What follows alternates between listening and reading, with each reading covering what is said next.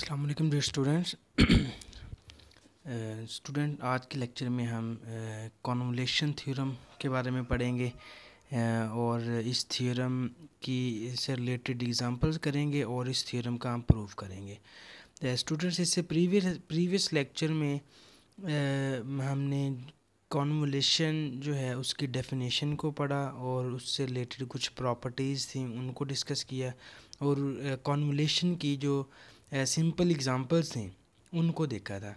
तो आज के लेक्चर में हम ये कॉन्वोल्यूशन थ्योरम जो है इसका प्रूफ करेंगे और उसके बाद हम इससे रिलेटेड कुछ एग्जांपल जो हैं वो उनको सॉल्व करेंगे। तो स्टूडेंट्स हम देखते हैं सबसे पहले कॉन्वोल्यूशन थ्योरम है क्या। कॉन्वोल्यूशन थ्योरम हम उस वक़्त अप्लाई करते हैं जब लैप्लास इन्वर्स में आपके पास टू फंक्शंस आ रहे हैं। ठीक है, आपने लैप्लास इन्वर्स लेना हो और उसमें जो फंक्शंस हैं उसमें ये टू फंक्शंस की प्रोडक्ट आ जाए। ठीक है, जब टू फंक्शंस की प्रोडक्ट आ जाए और उस पे हमने लैप्लास इन्वर्स लेना हो तो हम तब इसके ऊपर ये कॉन्वोल्यूशन जो इस प्रॉपर्टी है इसको हम यूज़ करके इसको प्रूव करते हैं। तो इसीलिए हम इसको कॉन्वोल्यूशन थ्योरम कहते हैं। स्टूडेंट्स इसमें आपने जस्ट क्या करना होता है कि आपके पास ये टू फंक्शन मल्टीप्लाई हो रहे हैं और इसकी हमने लैप्लास इन्वर्स लेनी होती है।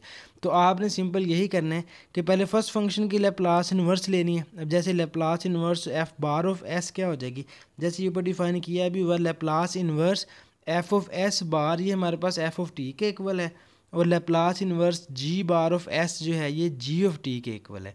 तो इसका मतलब अगर मैं लैप्लास इन्वर्स ऑपरेटर को राइट साइड पे ले जाऊँ तो ये एफ बार ऑफ एस जो है ये हमारा F of F Laplace of F of T जो है वो एफ बार ऑफ एस के इक्वल आ जाएगा।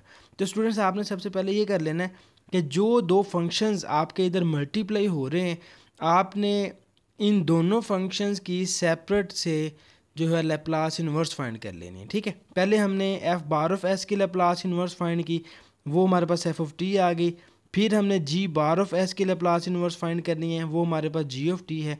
तो इन दोनों की आपने इधर जो है वो कॉन्वोल्यूशन डिफाइन कर लेनी है। ठीक है, मींस के फर्स्ट फंक्शन के लैप्लास इन्वर्स लेने के बाद जो आंसर आएगा वो एफ ऑफ टी आ जाएगा, सेकंड के लैप्लास इन्वर्स लेने के बाद जो आंसर आएगा वो जी ऑफ टी आ जाएगा। ये लैप्लास इन्वर्स इसकी जो प्रोडक्ट है वो इन दोनों फंक्शंस के कॉन्वोल्यूशन के इक्वल आ जाएगी। ठीक है, इन दोनों फंक्शन का सेपरेट लैप्लास इन्वर्स लेने के बाद जो हमारे पास आंसर आएगा वो हमारे पास आंसर जो है वो उन दोनों के दरमियान ये कॉन्वोल्यूशन रिलेशन जो है वो एग्जिस्ट करेगा। ठीक है, या इन अदर वर्ड्स इसी कॉन्वोल्यूशन को हम सिंपल लैप्लास में भी कन्वर्ट कर लेते हैं। उसमें यही है कि ये लैप्लास इन्वर्स है, अगर आप इसको राइट साइड पे ले जाएं तो ये आपके पास कुछ इस फॉर्म में आ जाएगा कि लैप्लास ऑफ, अगर आप इस F of T asterisk G of T इस कॉन्वोल्यूशन के ऊपर लैप्लास अप्लाई करें तो वो हमारे पास इक्वल आ जाता है F bar of S into G bar of S के। ठीक है स्टूडेंट्स, तो ये स्टेटमेंट हम इन दोनों तरीक़ों से ही इसको लिख सकते हैं। तो इनमें से अगर कोई भी स्टेटमेंट आ जाएगी तो प्रूफ इसका सिमिलर ही है, वो मैं आपको करके दिखाता हूँ इसका कि हम किस तरह से लेके चलेंगे इसे।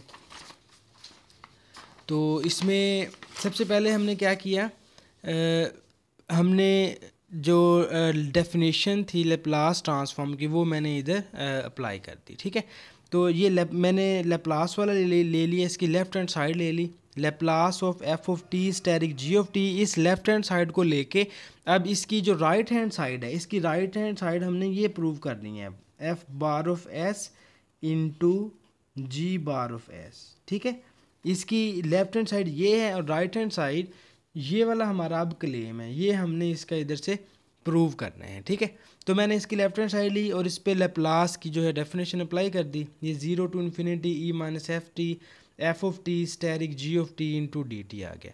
अब ये इसका हमें पता है कि ये टू फंक्शंस के दरमियान कॉन्वोल्यूशन हमने डिफ़ाइन किया है और ये हम प्रीवियस लेक्चर में देख चुके हैं कि कॉन्वोल्यूशन क्या होता है। ठीक है, तो ये इसका जो फॉर्मूला है कॉन्वोल्यूशन का, ये F of T asterisk G of T ये हमारा इसके इक्वल होता है zero to T F of U into G of T minus U and D U. Means के इसमें जो फर्स्ट फंक्शन है उसमें आपने टी की जगह पे यू रिप्लेस कर देना है, जो सेकंड फंक्शन है उसमें आपने टी की जगह पे टी माइनस यू रिप्लेस कर देना है और इसकी लिमिट जो है वो 0 to t आ जाएगी, ठीक है। अब ये हमारे पास डबल इंटीग्रल बन गया, इसको थोड़ा सा सिंप्लीफाई फॉर्म में लिखा, तो इसकी जो सिंप्लीफाई फॉर्म है वो कुछ इस तरह से आ जाएगी, 0 to इन्फिनिटी एंड ये 0 to ये वाली जो आपकी लिमिट, बाहर वाली जो लिमिट है ये t के अकॉर्डिंग है, ठीक है, मीन्स के t is equal to 0 to t is equal to infinity है, और जो इंटरनल इंटीग्रल है इसका ये वाला, इसकी लिमिट हमारी u के अकॉर्डिंग है, ठीक है। तो u के लिए जो लोअर लिमिट आपकी u is equal to 0 to u is equal to t होगी। तो स्टूडेंट्स अगर मैं इस लिमिट को थोड़ा सा ग्राफिकली आपको बताऊं, क्योंकि अब हमने फर्दर इसका जो है वो चेंज ऑफ ऑर्डर इसका हमने चेंज करना है, इंटीग्रेशन का ऑर्डर इधर हमने चेंज करना है। तो ऑर्डर चेंज हमने किस तरह से करना है उसका ज़रा देखें। पहले मैं ये u के अकॉर्डिंग जो है ना, ये जो इंटीग्रल आपके पास लिखे गए हैं, हमने इसको सेम इसी इंटीग्रल को फिगर की फॉर्म में अगर आप लिखें तो वो ये बनता है। ये हमारा इसके लिए u के अकॉर्डिंग अगर आप देखें तो ये हमारा एक u एक्सिस है, एक t एक्सिस है, ठीक है। ये दो एक्सिस हमारे पास हैं। इसमें u की जो है वो दो लिमिट्स हैं, u इज इक्वल टू 0 और u is equal to T, वो मैंने इधर लिख दिए, ये u is equal to T और u is equal to 0। Students आपने इधर ये करना है कि सबसे पहले आपने ये दोनों जो हैं इसको इस प्लेन में ड्रॉ कर देना है, ठीक है। ये दोनों इक्वेशंस को आपने इधर प्लेन में ड्रॉ कर देना है। तो ये u is equal to T है, u is equal to T का अगर आप ग्राफ बनाएं तो u is equal to T का ग्राफ आपका ये बनेगा, ठीक है। ये ओरिजिन में से पास करेगा ये वाली लाइन हमारे पास क्या है, ये u is equal to T का, जैसे आप लोग y is equal to X का ग्राफ ड्रा करते हैं ना, वो ओरिजिन में से पास करती है लाइन। तो ये बिल्कुल उसी तरह से ये u is equal to T है, u is equal to T का जो ग्राफ है वो हमारे पास ये वाली लाइन आएगी, u is equal to T. इसी तरह से u इज इक्वल टू 0। अब u हमारा 0 कब होता है, जैसे आप x या y एक्सिस अगर कहें तो जो x एक्सिस होता है उसके ऊपर y की वैल्यू 0 होती है, जो y एक्सिस होता है उसके ऊपर x की वैल्यू 0 होती है। तो ये u एक्सिस और t एक्सिस है ना, तो t एक्सिस के ऊपर u की वैल्यू 0 होगी और u एक्सिस के ऊपर t की वैल्यू 0 होगी, ठीक है स्टूडेंट्स, ये आप लोगों ने माइंड में रखना है। तो ये मैंने जस्ट इन दोनों लिमिट्स को ड्रॉ किया, तो ये u is equal to T जो है ये हमारे पास ये वाली लाइन आ गई, और जो सेकंड आपके पास u इज इक्वल टू 0 है वो हमारे पास ये लाइन आ गई, ठीक है। अब लिमिट इसकी जो इंटीग्रल की हम लिमिट डिफ़ाइन करते हैं, उसके लिए हम क्या करते हैं, हम इसके ग्राफ में एक स्ट्रिप जो है वो ड्रॉ करते हैं, ठीक है। वर्टिकली हम एक स्ट्रिप ड्रॉ करते हैं। तो ये मैंने एक वर्टिकली स्ट्रिप ड्रॉ की इस ग्राफ में, या इस जो बाउंडेड रीजन था हमारा पास उसके अंदर, ये bounded region u is equal to 0 to t के दरमियान बाउंडेड रीजन जो हमारा वो ये वाला सारा रीजन बाउंडेड आता है, ठीक है। ये इंटरनल रीजन इसके अंदर आता है। तो मैंने इसमें क्या किया, एक मैंने स्ट्रिप ड्रॉ की, वर्टिकल स्ट्रिप। तो ये वर्टिकल स्ट्रिप ने ऊपर इधर आके इसको इंटरसेक्ट किया और इधर इंटरसेक्ट किया। तो आपने अब ये वर्टिकल स्ट्रिप ने दोनों लाइंस को जिन पॉइंट्स पे आके इंटरसेक्ट करेगी उधर आपने इनकी वैल्यू देख लेनी है। तो वर्टिकल स्ट्रिप ने इधर जो इस लाइन को टच कर रही है, इंटरसेक्ट कर रही है, तो ये इधर हमारे पास जो u की वैल्यू है वो u is equal to T है, और जो इधर इसको इंटरसेक्ट कर रही है इधर u की वैल्यू हमारे पास 0 है, तो इसीलिए ये लिमिट हमारी 0 to t आ जाएगी। अब एक्चुअली हम इधर इसका इंटीग्रेशन का ऑर्डर चेंज करना चाह रहे हैं, मींस के आपने ये u वाली लिमिट जो है इसको t में लेके जाना है, मीन या फिर t वाली जो लिमिट है इसको u में लेके आना है, और u वाली जो लिमिट है इसको हमने बाहर ले जाना है। ये इसका ऑर्डर जो है वो चेंज हो जाएगा, ठीक है। तो ऑर्डर इसका चेंज करने के लिए इसी ग्राफ में आपने क्या करना है, अब पहले मैंने वर्टिकल स्ट्रिप ली, अब आपने जब वर्टिकल स्ट्रिप लेंगे तो ये हमारा u के अकॉर्डिंग है। अगर मैं इधर हॉरिजॉन्टल स्ट्रिप ड्रॉ कर दूंगा तो हॉरिजॉन्टल स्ट्रिप जो है वो हमारी फिर t के अकॉर्डिंग हो जाएगी, ठीक है। हॉरिजॉन्टल स्ट्रिप में अगर इधर ड्रॉ करूंगा इसी ग्राफ के अंदर तो वो फिर हमारी लिमिट जो है वो t के अकॉर्डिंग बन जाएगी। तो ये आपके पास हॉरिजॉन्टल स्ट्रिप मैंने इधर ड्रॉ कर दी है। तो हॉरिजॉन्टल स्ट्रिप में ये देखें, ये आपकी हॉरिजॉन्टल स्ट्रिप मैंने ड्रॉ की इसमें। तो हॉरिजॉन्टल स्ट्रिप इस बाउंडेड रीजन में किस जगह पे इंटरसेक्ट कर रही है, एक तो इस पॉइंट पे इंटरसेक्ट कर रही है, और जो सेकंड पॉइंट है वो हमारा इधर किसी दूसरे पॉइंट पे इंटरसेक्ट नहीं कर रही है, एज इट इज़ चलता जाएगा इनफाइनाइट टाइम, ठीक है। तो ये स्ट्रिप इधर जो जिस पॉइंट पे इंटरसेक्ट कर रही है उसको हमने नाम दे दिया t is equal to u का, ठीक है। ये हॉरिजॉन्टल स्ट्रिप ने इस लाइन को इंटरसेक्ट किया है, तो इस पॉइंट पे इसकी जो वैल्यू है वो t is equal to u है। अब आगे क्योंकि ये फर्दर चलती जा रही है इनफाइनाइट टाइम, तो आगे इसलिए हमने जो इसकी सेकंड वैल्यू है वो हमने टी अप्रोच टू इन्फिनिटी कर दी है। जैसे इसमें था ना कि ऊपर इसने इंटरसेक्ट किया यूज इक्वल टू टी पे, नीचे इंटरसेक्ट कर लिया यूज इक्वल टू 0 पे, तो इसकी लिमिट बन गई थी 0 टू टी। अब इसमें भी ये T is equal to U पे इंटरसेक्ट कर रही है एक, लेकिन जो सेकंड पॉइंट है उसमें कहीं पे भी इंटरसेक्ट नहीं कर रही, तो इसलिए हमने कहा कि वो टी जो है हमारा अदर पॉइंट पे ये इन्फिनिटी को अप्रोच कर रहा है। तो इसके लिए जो हमारे पास जब ऑर्डर आप ये वाला ओरिजिनल ऑर्डर था जो हमने लिखा हुआ था, जब आप इसका ऑर्डर चेंज कर देंगे, ऑर्डर चेंज करने के बाद इसकी लिमिट जो है वो हमारे पास T is equal to U और टी अप्रोचेज टू इन्फिनिटी हो जाएगी। ठीक है, ये हमारी limit U's equal to T और यूज इक्वल टू 0 से चेंज होके ये T is equal to U से टी अप्रोचेज टू इन्फिनिटी हो जाएगी। ठीक है, तो अब मैंने जस्ट इसका इंटीग्रेशन का ऑर्डर चेंज करना है, और इंटीग्रेशन का ऑर्डर जब आप चेंज करते हैं तो इसमें जो ज़्यादा इफेक्ट होता है वो जस्ट इस इंटेग्रल की लिमिट पे ही होता है। लेकिन बाज़ औक़ात सम केसेस हमें ऐसे मिल जाते हैं जिस पे इसकी जो लिमिट है, जो लिमिटिंग वैल्यू है, उसमें भी कोई ना कोई चेंज आ जाती है। ठीक है, तो अब हमने इसका इंटीग्रेशन का ऑर्डर चेंज किया। इंटीग्रेशन का ऑर्डर चेंज करने से क्या हुआ, ये वाला तो जो टी के अकॉर्डिंग है 0 टू इन्फिनिटी, ये लिमिट तो हमारी बिल्कुल एज इट इज़ ही रहेगी, क्योंकि इसमें कोई चेंज नहीं आएगा। इसमें क्योंकि वेरिएबल नहीं था, 0 पे लिमिट 0 रहेगी, इन्फिनिटी पे ये इन्फिनिटी ही रहनी है। तो जो टी के अकॉर्डिंग लिमिट है ये हमारी चेंज नहीं होगी, ये 0 टू इन्फिनिटी ही रहेगी। ठीक है, जैसा कि इधर मैंने लिख भी दिया है, ये देखें आफ्टर ऑर्डर इंटीग्रेशन इसका चेंज करने के बाद ये मैंने ये डी यू और डी टी था ना, तो जब हम ऑर्डर इसका चेंज करेंगे तो ये D T into D you हो जाएगा। ठीक है, तो डी टी वाली लिमिट जो है वो हमारी अंदर आ जाएगी, डी यू वाली लिमिट जो है वो बाहर चली जाएगी। तो ये डी यू जो 0 टू इन्फिनिटी वाली लिमिट थी उसमें कोई भी चेंज नहीं आया, और जो टी वाली लिमिट थी, ये टी वाली लिमिट हमारी T is equal to U से टी अप्रोच टू इन्फिनिटी हो गई। मीन्स के आपकी जो ये टी के अकॉर्डिंग लिमिट है ये 0 टू टी ये चेंज होके हमारी टी टू इन्फिनिटी हो गई। ठीक है, सॉरी यू टू इन्फिनिटी हो गई। तो ये मैंने इधर इसको लिख दिया है यू टू इन्फिनिटी, और ये अब यू टू इन्फिनिटी लिमिट जो है ये हमारी इस टी के अकॉर्डिंग होगी, और 0 टू इन्फिनिटी लिमिट जो है ये हमारी इस यू के अकॉर्डिंग होगी।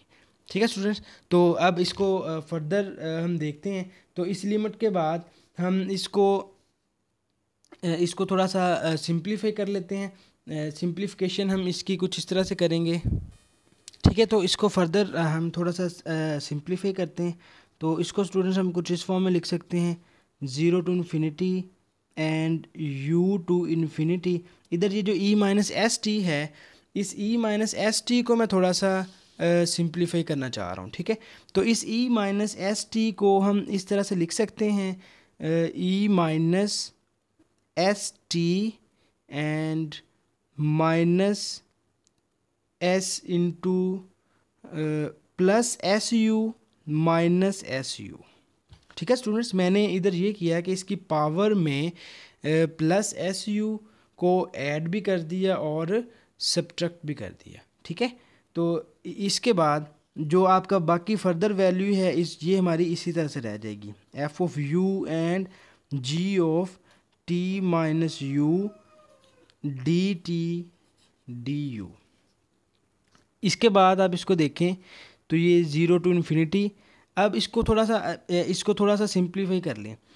इसको अब मैं ये ई जो है इसकी पावर्स को अलग अलग करना चाह रहा हूँ। तो मैंने ई की पावर जो है माइनस एस टी और यू, मैंने इतनी पावर इसकी अलग कर दी, और ये वाला ई माइनस एस यू वाला पार्ट जो है ये अलग कर दिया। अब हमें ये पता है कि जो फर्स्ट इंटेग्रल है ये हमारा विद रिस्पेक्ट टू टी है, जो बाहर वाला इंटेग्रल है वो विद रिस्पेक्ट टू यू है। तो अगर आप with respect to T integral में देखेंगे तो ये ई माइनस एस यू वाला जो पार्ट होगा ये हमारा कांस्टेंट कंसीडर किया जाएगा, क्योंकि इसमें टी इन्वॉल्व नहीं है। और एफ ऑफ यू जो है ये भी टी के अकॉर्डिंग अगर आप देखें तो ये हमारे पास ये भी इधर कांस्टेंट कंसीडर होगा। ये दोनों वेरिएबल हमारे बाहर वाले इंटेग्रल के अकॉर्डिंग है, तो इसीलिए इसको हम लिख सकते हैं E minus S U into ये वाला फंक्शन एफ ऑफ यू आ जाएगा, और जो दूसरा इंटेग्रल है ये यू टू इन्फिनिटी, और ये E power minus S T plus S है ना, इधर से आप इन दोनों में से माइनस एस कॉमन लें तो ये आ जाएगा टी माइनस यू। ठीक है, और बाकी ये वाला जो जी वाला फंक्शन है ये G of T minus U and D T आ जाएगा। ठीक है, इसको मैंने इस इंटेग्रल को इस फॉर्म में मैंने अलग अलग कर दिया। ठीक है स्टूडेंट्स, उम्मीद है कि इसकी समझ आ गई होगी। मैंने जस्ट इसमें ये किया है, ये ई माइनस एस टी था, इसके अंदर मैंने एस यू को ऐड और सब्ट्रैक्ट कर दिया, और इस ई की पावर में ये वाला फंक्शन मैंने अलग कर दिया, ई की पावर में ये वाला फंक्शन अलग कर दिया। अब क्योंकि ये दो इंटेग्रल्स हैं, जो ये इंटरनल इंटेग्रल है ये विद रिस्पेक्ट टू टी है। अब विद रिस्पेक्ट टू टी के अंदर आपको पता है कि टी के अलावा जितनी भी वैल्यूज़ होंगी उस सबको हम कॉन्स्टेंट कंसिडर करेंगे। तो इधर इसीलिए एफ ऑफ यू जो है, अब इसमें क्योंकि टी है ही नहीं तो एफ ऑफ यू हमारा इस टी के अकॉर्डिंग जो है वो कांस्टेंट होगा। तो मैंने इसीलिए इसको इस इंटेग्रल साइन से बाहर लिख लिया। और ये ई माइनस एस यू जो है वो भी इस इंटरनल इंटेग्रल के अकॉर्डिंग कांस्टेंट होगा, उसको भी मैंने बाहर लिख लिया। तो बाकी जो ये टी के अकॉर्डिंग जो वैल्यूज़ थी वो मैंने इस टी इंटेग्रल के अंदर लिखनी, और ये कुछ इस तरह से आ जाएगा। ठीक है स्टूडेंट्स, अब इसके बाद अब इसमें हम थोड़ी सी सब्स्टिट्यूशन करेंगे ना। इस इंटेग्रल में जो सब्स्टिट्यूशन हमने करनी है, आप इसमें पुट कर लें T minus U is equal to V. ठीक है, इस टी माइनस यू की जगह पे मैंने वी पुट कर लिया, और इधर से डी टी हमारा क्या आ जाएगा, डी टी जो है वो डी वी के इक्वल आ गया। और इसकी लिमिट भी चेंज होगी, लिमिट भी हम देख लेते हैं। व्हेन इधर हमारा T is equal to U था, तो v इज इक्वल टू क्या आ जाएगा, अब t is equal to U जब आप इसकी जगह पुट करेंगे तो ये u minus U zero, V is equal to zero आ गया। और जब t is equal to infinity है, अपर लिमिट इसकी इन्फिनिटी है, तो then v is equal to हमारे पास क्या आ जाएगा, इन्फिनिटी पुट करेंगे तो ये सारा ही इन्फिनिटी हो जाएगा। ठीक है, तो ये वाली सब्स्टिट्यूशन हमने जस्ट इस इंटेग्रल के अंदर करनी है, इस वाले पार्ट में। तो इसमें हम ये सब्स्टिट्यूशन करते हैं। तो सब्स्टिट्यूशन करने के बाद ये हमारे पास आ जाएगा कुछ इस फॉर्म में। इसको हम लिख सकते हैं ये आ जाएगा 0 to infinity E minus S U into F of U. And ये जब आपके पास u था तो u की t is equal to U की जगह पे v की वैल्यू हमारे पास क्या आ गई, 0, और t is equal to infinity पे v की लिमिट जो है वो भी इन्फिनिटी आ गई। और ये आ जाएगा e माइनस एस, ये t माइनस यू को हमने v पुट कर लिया, e माइनस एस वी, और g of t minus you इसको हमने पुट कर लिया v के इक्वल g ऑफ v आ गया, और dt हमारा ये dv के इक्वल आ गया। ठीक है स्टूडेंट्स, और बाहर जो u वाला इंटेग्रल है वो बाहर आ जाएगा। अब इसमें देखें ये वाला इंटरनल इंटेग्रल जो है ये सारा इंटेग्रल हमारा v में चेंज हो गया। ठीक है, अब ये एक इंटेग्रल है with respect to v variable, और ये वाला इंटेग्रल है with respect to u variable. तो इन दोनों इंटेग्रल्स को हम अलग अलग करके भी लिख सकते हैं, जैसे हमने स्टार्ट में टू इंटेग्रल्स को कंबाइन करके लिखा था, इसी तरह से हम इन दोनों इंटेग्रल्स को इधर अलग अलग करके लिखेंगे। ठीक है, एक इंटेग्रल हमारे पास ये बन गया, और जो सेकंड इंटेग्रल है वो ये आ जाएगा 0 to infinity E minus S V and G of V D V. ठीक है, जो सेकंड इंटेग्रल था हमारे पास वो ये बन गया, सेकंड इंटेग्रल ये आ जाएगा। अब इसमें इसको अगर आप देखें तो ये वाला जो फर्स्ट इंटेग्रल है इसकी लेफ्ट साइड पे हमारे पास चल रहा था Laplace of F of T asterisk G of T, ये इक्वल आ गया। अब ये इस चीज़ को अगर आप देखें तो ये हमारे पास इन्वर्स लैप्लास ट्रांसफॉर्म की डेफिनेशन बन गई है with respect to function F. ठीक है, तो इसको हम लिख सकते हैं एफ बार ऑफ एस, और ये वाला जो है ये हमारा ये भी इन्वर्स लैप्लास ट्रांसफॉर्म की डेफिनेशन है, लेकिन ये विद रिस्पेक्ट टू जी है, तो इसको हम लिख सकते हैं जी बार ऑफ वी।